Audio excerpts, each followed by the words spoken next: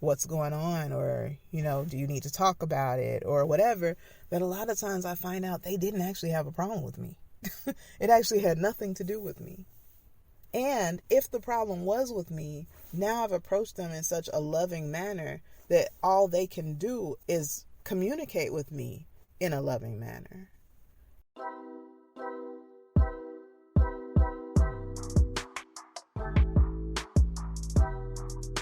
Thank you for tuning in to today's episode of Sharon Let's Live with Marlene Dillon Empowerment Specialist. Welcome to Sharon Let's Live. If you've never tuned into the podcast, I periodically, let's say most of the time, receive my podcast inspirations while I'm driving. So I am driving, and my car is interesting. So you may hear interesting sounds, or you may hear the sound of the phone bumping against the steering wheel, or my jacket making rustling sounds, or my chair making odd squeaking sounds, etc. So there's your warning. And happy Monday. Today I want to talk about not taking things personally, which is really hard for me. It might be easy for you, but it's really hard for me or challenging is a word I prefer. It's very challenging for me because I've spent most of my life as a people pleaser. And and I was raised in an environment where other people's moods seemed to be dependent on my ability to do exactly what they wanted. So, which is a very great recipe for creating a people pleaser. So, so I got really good at noticing facial expressions, for noticing body language, for noticing shifts in body language, for recognizing when it was time to stop talking and when it was, I'm not going to say time to duck or dodge. It wasn't that bad, but if I crossed the line, I definitely needed to move quickly. And I am the type of person who might cross the line, but not because I was a quote unquote bad kid, but because I have always been an advocate for speaking out against injustice. And you don't really get to do that in that type of environment. So periodically I would say one too many things, and that is just the sound of me driving over a piece of street that they just decided to rip up for no apparent reason. I'm sure they had a reason, but it doesn't make sense to me. So anywho, so I learned through my childhood experiences, whether it was from watching other people get in trouble or if it was from my mouth getting me in trouble, that you really need to be aware of the slightest changes in people's body language, slightest changes in their, those kind of things, posture, facial expression, the speed that they're moving towards you. So that became a lifelong habit because, what you learn between the ages of 0 and 7, which I talk about all the time on the podcast, but if this is, if you haven't been listening, maybe this is new information for you, so I'm going to say it again. Most of what we do for the rest of our lives, most of our deepest beliefs and our greatest learning takes place during 0 to 7. So birth to 7, or the womb to 7, technically, 7 years old is when we are taking in the most information. We're learning everything about this place, and about people, and about interactions with people, and interpersonal communication. Like, we learn most of our words. We already have, the bulk of our vocabulary down. Like those things, what is that thing? Oh, that's a building. What is that? That's a house. Oh, that's a tree. That's a car. Like we learn pretty much most of what we need to know about people, places, and things between 0 and 7. The unfortunate thing about that, or fortunate, depending on your experience, is that we also learn what things mean based on our interactions and our experiences during that time. So we develop beliefs like people are nice, people are mean, people are cruel, people are fun, life is easy, life is hard, people are nice to me, people are always mean to me. We pick up those beliefs based on our experiences and the experiences of others, whether observed like through television, through hearing people's stories. Like if you are living your happy life and then one of your parents comes home and they're like completely beat up and bruised and they say they got mugged on the way home, now you have this new experience that didn't actually happen to you, but you pick up a belief, whatever the belief is, about life, about people, about possibilities based on someone else's experience. And those beliefs stick with us well into adulthood. I mean, they can stick with us for the rest of our lives. Unless you're like a person who is committed to personal development like me, where you're constantly reassessing what you believe and choosing if it still applies. A lot of those things are already stuck in there. And that's not the only time that we learn, but that's where we get the bulk of our learning. Because maybe it's, because it's typically after 7 years old that we pick up beliefs about relationships, like intimate relationships, for example. It's after that point that we start to say like, oh, all women are, all men are, don't trust people, those kind of things. But you could pick those things up earlier in life too. But a lot of times those kind of things, we pick them up at major moments in our development. Like we learn about fitting in and differences between people, typically around middle school, which is usually when a lot of self-esteem issues start to kick in, and so on. So today, like I said, I want to talk about taking things personally. And one of the things that I've noticed is that a lot of those beliefs that we develop early in life are the ones that impact how much we take things personally. Since I grew up in an environment where multiple people gave me the opportunity to see that my behavior could cause everyone to be upset, since I was the youngest in a house full of people, it wasn't just like, oh, this parent or that parent. It was, it was a house full of people. And so I got a lot of reinforcement of those beliefs very early. And I was navigating making everybody happy from early on. So now, as an adult, single parent, when I'm engaging with my child, for example, and her facial expression changes, I still have those same reactions like, oh no, what did I do? And I have to make myself remember that I don't, I have to remind myself not to take it personally. Like if you are, like say your spouse is, or your partner, whoever, roommate, is not a morning person,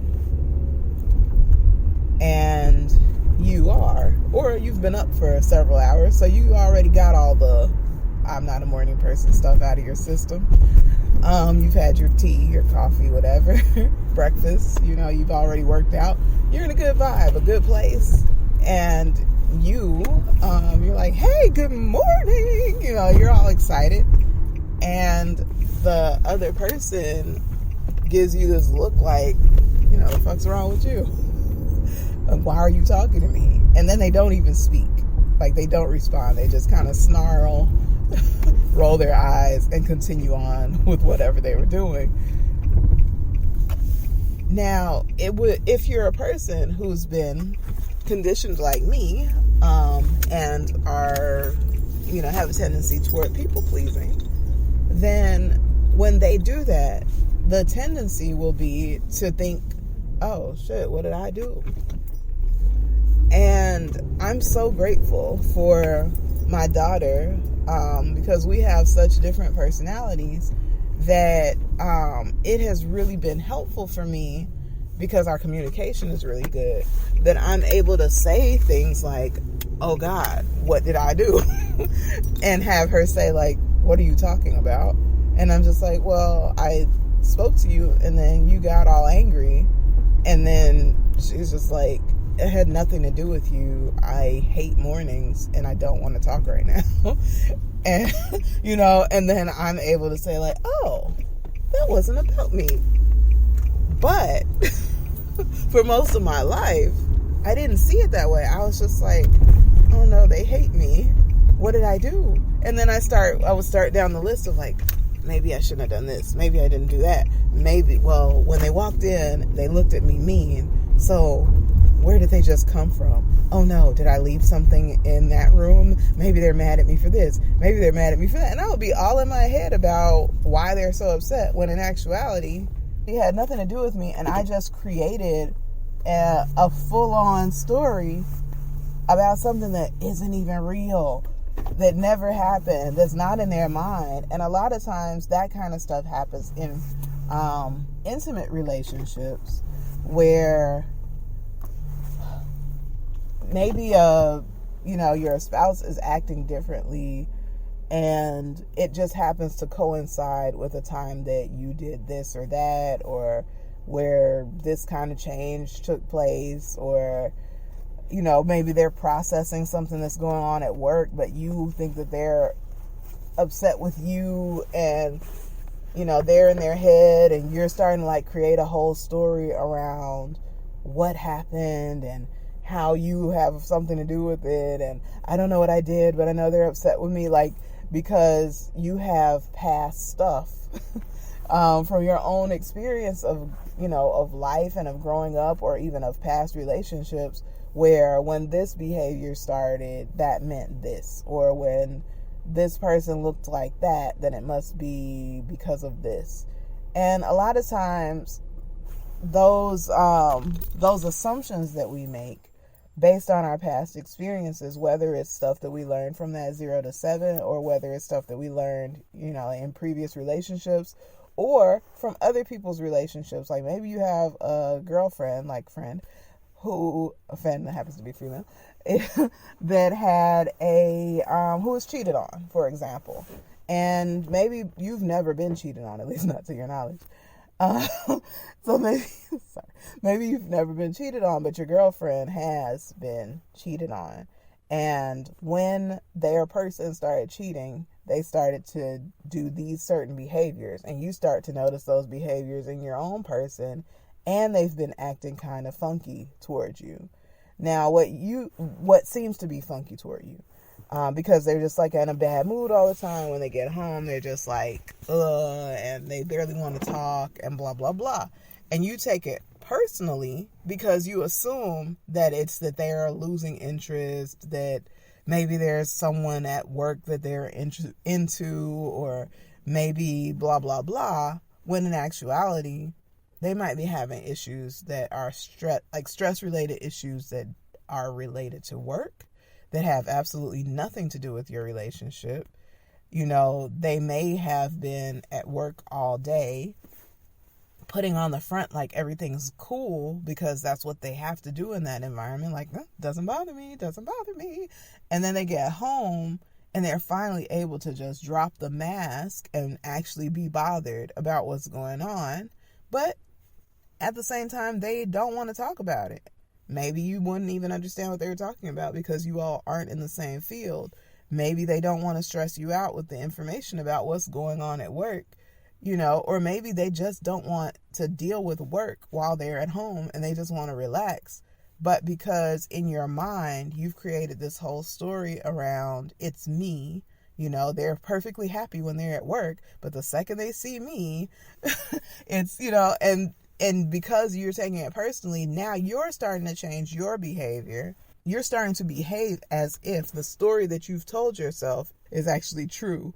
And now your relationship is changing because you went off of an assumption based off of a story in your mind. They don't have any issue with you. Home is home for them. They're happy to leave work, but they're not happy because they've got stuff going on. So when they get home, they aren't faking happy anymore. They're just being. Because when you're home, that should be the one place where you get to just be. And it's not personal. It's your oasis. And I think that a lot of times in relationships, that is lost because there's an expectation when you get home that you have to be other than you are because your mood impacts everybody. When you live on your own, when you're single and that sort of thing, you have a place where you can go and decompress from the world. But when you're in a relationship, like you're married or you got kids and all of that, you come home and there is no place to just relax, to let go, to not have the mask on, to not pretend like everything is okay. Like there's a place where you get to just, let your shoulders drop and just, and drop your head into your hands. Like there's a place for that. And a lot of times because of taking things personally, like a spouse or whoever, that you live with, you can't even have that time there. And I think that a lot of times that's what leads to people, whether it's sitting in the car for an hour just so they can decompress before coming in the house, or spending a little more time at work because everybody's left and you can finally put the mask down and just, breathe. You get to exhale for a little while, because there's this expectation of when you cross through that threshold, you're supposed to be happy to see me. When in actuality, it might not have anything to do with being home, that you're I hate home. It's just that you're finally in a place where you get to decompress. And it's interesting. I keep running into these opportunities, and this is another one, toward this course that I'm creating for men, for fathers in particular, around understanding what's going on in the household and creating better communication within families. Because what I've noticed, and it really, I don't want to say it breaks my heart. I try not to use those kinds of phrases because I think words have power. But it's emotionally painful for me to witness how many husbands, fathers, etc. are really doing their best, but they're receiving nothing but criticism and you're not doing enough, and when you're here it's you don't want to be here and all that kind of stuff, when in actuality, or you're always at work, you don't care about us, that kind of stuff. It's really hard because I can see that most of the time, or let me not say most because I don't know everybody and I don't know most, but from what I see, it seems like the majority of the time that men in these circumstances, fathers in these circumstances, are just doing what they were taught they are supposed to do. That what it means to be a man is that you provide for your family. What it means to be a man is that you do the hard work so that your family can have various things. And as much as it may seem like it should be intuitive, men aren't taught to be the nurturers. Men aren't taught to be present. Men are taught to work and make the money and make sure that a certain level of lifestyle is maintained that seems to be what is wanted. So if you know that your wife has always wanted a house in the suburbs and you currently live in the city in a small apartment, you're gonna be at work all the time because you're trying to create this life for her that you believe she wants. And that's the priority, because you've been taught that your job as a man is to provide for your family. So she may be at home thinking like, we've got food on the table, we have somewhere to live, everything's good. But you know that that she's not happy. And you have attached like that it's part of your job to keep her happy. You know, because another societal belief, happy wife, happy life. So if your wife isn't happy, then you feel like you're failing. So you are working harder. And she's at home, like, why are you never home? The kids never see you. We don't spend time together anymore. We never go out on dates. And you're like, when am I supposed to do that? I got to be at work so I can get you this house you wanted. You know, and it's like, I'm sitting back watching this play out in so many families where it's just like, you know, like the wife, the female partner or whatever is frustrated. And I'm sure it goes on in other kinds of relationships, but this is just the dynamic that I've noticed within this kind of relationship, is that father is off at work all the time. Family barely sees him. Mom is upset. So the kids start to notice, because eventually, like at first it's just like, you know, hey honey, glad you're home. And then it starts to turn into like, oh, I see you finally decided to get home, or wow, yeah, you remember where you live? Oh, great to see you, you know, like, oh, you're here now, so could you help with the kids? And it starts to become like these resentful communication, but it's not like real communication, it's passive aggressive communication. And the husband or male person in the relationship is like, I don't know what she's upset about, but here I am. And eventually, if you're coming home every day and every day you're met with all of this like aggression or passive aggression, and you know, like eventually you're gonna not want to get there as early, because the environment is not a rest. Like, it's no respite from your like experience of your day. Like, you're working hard, you're dealing with you know, I mean, not necessarily, you might have a great job, but you might be dealing with a shit boss, or you're dealing with all these responsibilities. And this is when you get home is supposed to be a place where you get to rest. But when you get home, it isn't rest, because you have kids and, you know, and homework and all the, you know, the kids need to get to bed. She's been, you know, maybe she gets off earlier, so she gets home earlier. So not saying that she's been at home all day with the kids, but maybe she's been at work, and then she comes home and she's doing dinner and she's doing, you know, helping the kids with their homework and all that kind of stuff. And she's looking at you like, aren't you going to help? You just going to come in and sit and watch TV? And you're like, but I've had a long day. And she's like, well, I've had a long day too, but I don't get that. You know, and now you all are arguing. And yeah, and I've just been like watching this dynamic. And what I noticed is that it's really just a lack of communication. It's really just a lack of understanding. And I think that there are a lot of needs that are going unmet because there's not enough communication. There's not enough conversation. And a lot of it is that everyone is just fulfilling their roles. But the roles as they are set up, the way that we have been conditioned to see how the dynamics are supposed to be, this is what the woman does, this is what a man does in a relationship, it's really unbalanced. And it's not set up for healthy relationship communication. It's really not set up for this version of life where we're more emotionally intelligent. You know, like now, which I'm so grateful for, men are aware that it's okay to have emotions and to cry and to feel things and to express themselves and even to go to therapy. And these are all things that are just like for so long, they were not really accepted.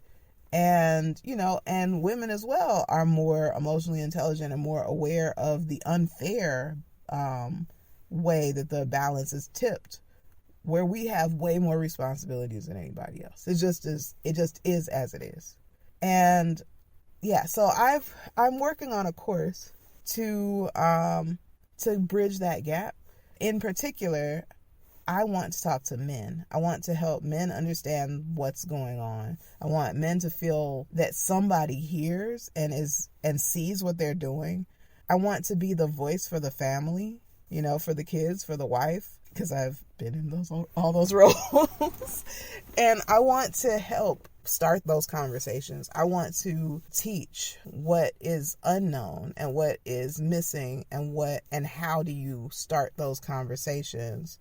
And even how did we get here, And I want to help families rebuild, starting with the fathers, because I feel that a lot of men are very much misunderstood in their relationships, and I want to help you get that understanding. So anyway, it's funny, this is not where I was going with this, but this is where I ended up, so I'm just going to trust it. And so if you're not following me anywhere, I'm Marlene Dillon Empowerment Specialist on social media, on YouTube, on Facebook, on Instagram. I'm proud to be Natural Me. But I believe if you look up Marlene Dillon Empowerment Specialist, you'll find me there as well.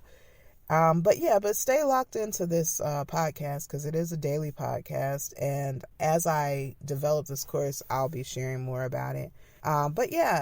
If you could only relate to the early part of the podcast, or if you can relate to this latter part, the main thing that I want you to, main takeaway from this is that I want us to begin to look at, especially when it comes to interpersonal communication, when it comes to interacting with others, to ask ourselves, what else could this mean?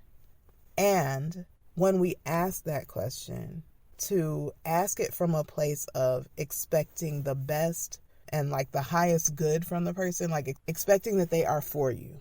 Like, given that this person has nothing against me, what else could this mean? Given that this is not even about me, what else could this mean? Because in order for us to take things personally, we have to hold a belief that the person has something against us. So for us to remove ourselves from taking it personally, given that this has nothing to do with me, what else could this mean? And I hope that you will start to apply that because the thing is that a lot of times what I've learned in interacting with others who I care about is that when I take the time to say that, and then I approach the person from that place, not from a place of like, what did I do? But from a place of like, you seem really upset. What's going on? Or, do you need to talk about it or whatever? That a lot of times I find out they didn't actually have a problem with me. It actually had nothing to do with me. And if the problem was with me, now I've approached them in such a loving manner that all they can do is communicate with me in a loving manner. But if I come at them with the accusation, like, I know you got a problem with me, what's the problem? Then they're going to meet me with that same energy. Even if they didn't have a problem with me, they do now. Because I just created the problem. So, so anyway, I hope that this was helpful for you.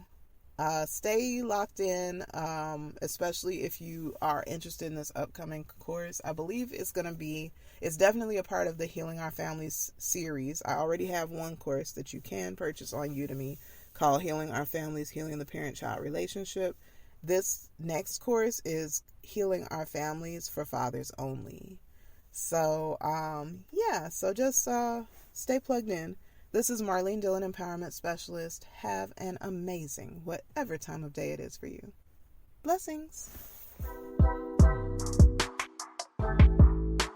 To learn more about me, Marlene Dillon Empowerment Specialist, please visit mdillondesigns.com. There you can find more podcast episodes. You can read my inspirational blog. You can check out my online store of personalized gifts featuring the characters from my empowering children's book, I'm Proud to Be Natural Me. You can find parenting resources, including my online communication course, Healing Our Families, Healing the Parent-Child Relationship. To send a gift of encouragement, please visit mdillondesigns.com/support. Please follow and share if you found this podcast inspiring. Thank you.